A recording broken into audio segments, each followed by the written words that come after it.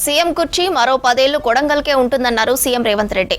వికారాబాద్ జిల్లా కొడంగల్లోని సీఎం రేవంత్ నివాసంలో నిర్వహించిన జై బాపు జై భీమ్ జై సంవిధాన్ అభియాన్ జిల్లా సన్నాహక సమావేశంలో ఆయన పాల్గొన్నారు. అసెంబ్లీకి వస్తే మాటలు పడాల్సి వస్తుందని కేసీఆర్ రావట్లేదని విమర్శించారు. 10 ఏళ్ల పాటు అధికారం కొడంగల్కే ఉంటుందన్నారు. అన్ని విధాలా కొడంగల్ను అభివృద్ధి చేస్తామన్నారు సీఎం రేవంత్.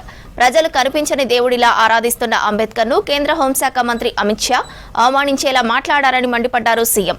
అందుకు నిరసనగా ప్రతి చోట సమావేశాలు నిర్వహించి అంబేద్కర్ స్ఫూర్తిని చాటుతున్నామన్నారు. ఈ సమావేశంలో ఎంపీ మల్లు రవి, ఎమ్మెల్యేలు రామ్మోహన్ రెడ్డి, మనోహర్ రెడ్డి, కార్పొరేషన్ చైర్మన్లు, కాంగ్రెస్ ముఖ్య నేతలు పాల్గొన్నారు. ప్రధానంగా ఈ కార్యక్రమానికి కారణం అమిత్ షా గారు పార్లమెంటులో డాక్టర్ బాబాసాహెబ్ అంబేద్కర్ గారిని అవమానించే విధంగా, మహాత్మా గాంధీ గారిని హత్య చేసిన వాళ్ళను ప్రోత్సహించే విధంగా వారు ప్రసంగం చేయడంతో ఈరోజు ఈ దేశంలో మనం స్వేచ్ఛను, స్వతంత్రాన్ని ఈరోజు మనం అనుభవిస్తున్నామంటే శాంతియుత మార్గంలో మహాత్మా గాంధీ గారు స్వతంత్ర పోరాటాన్ని నిర్వహించి ఆలోచన చేసిండా. మరి ఇవాళ బీసీ, ఎస్సీ, ఎస్టీ, మైనారిటీల లెక్క తేల్చి ఎవరు ఎంతమంది ఉన్నారో పక్కాగా రాసి పెట్టినా. రేపు పొద్దుగాలు ఎవరు వచ్చినా కాగితం ఇట్లా తిరిగేస్తే, కమ్మ తిరిగేస్తే ఎవరెంతమంది ఉన్నారో లెక్క తెలిస్తే దాని ప్రకారం మీరు సీట్లు అడగవచ్చు, ఓట్లు అడగవచ్చు, రేపు పొద్దుగాల మీ నిధులు అడగవచ్చు, మీ సంక్షేమం అడగవచ్చు. ఇవాళ నేను సుప్రీంకోర్టు జడ్జిమెంట్ ఇచ్చిన గంటల ఎస్సీ మాల మాదిగా ఉపకులాల వర్గీకరణ చేసి ఇవాళ ఎవరికి వాళ్ళకి లెక్క తెలిసి వాళ్ళ రిజర్వేషన్ ఇచ్చాలి. ఆడబిడ్డల ఆర్టీసీలో ఉచితంగా ప్రయాణం ఇచ్చినందుకు చేయాలా? కంపెనీలు ఎన్నడూ ఊహించని కంపెనీలు కొడంగల్కు తెచ్చి పెట్టుబడులు పెట్టించి మీకు అందరికీ ఉద్యోగాలు ఇప్పించి మన జీవితాలను, మన తలరాతను మార్చుకోవడానికి అవసరమైన కార్యక్రమం తీసుకుందాము.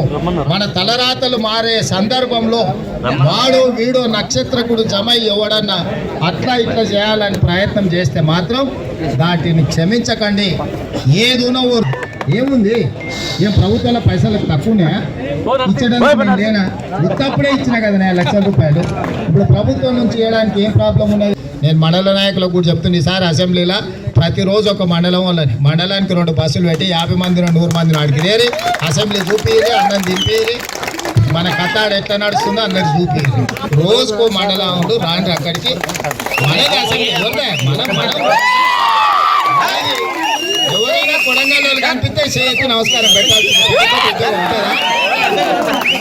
ఇప్పుడు కాకపోతే ఎప్పుడు నడుపుకుంటాం మనము?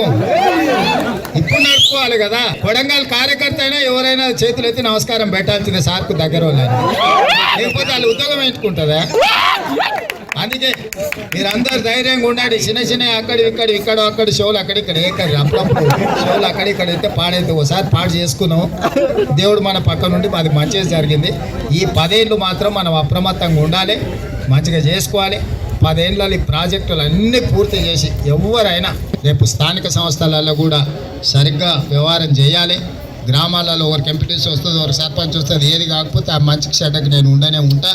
ఏదైనా ఉన్నా అందరినీ కాపాడుకుంటా. నేను ఎవరేమో అధైర్యపడలేదు.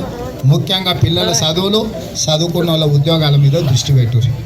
మా కుర్చీ గుంజుకున్నాడు, మా అధికారాన్ని గుంజుకున్నాడు. ఇవాళ అక్కడెక్కడో గజ్వేల్ ఉండాల్సిన, సిద్దిపేట, సిరిసిల్లలో ఉండాల్సిన అధికారం మారుమూల కొడంగల్కు ఎందుకు? మేం కదా రాష్ట్రాన్ని ఏలాలి, మేం కదా నిధులు దోసుకోవాలి, మేం కదా గజ్వేలు లేకపోతే సిద్దిపేట, సిరిసిల్లకు నిధులు తీసుకుపోవాలి అని వాళ్ళు కళ్ళలు కన్నారు. పాపం వాళ్ళ కళ్ళల కారం రాష్ట్రం నలుమూలలు నేను తిరుగుతా, మా కొడంగల్లో మా కార్యకర్తలు కంచేసి తీసుకుంటారు.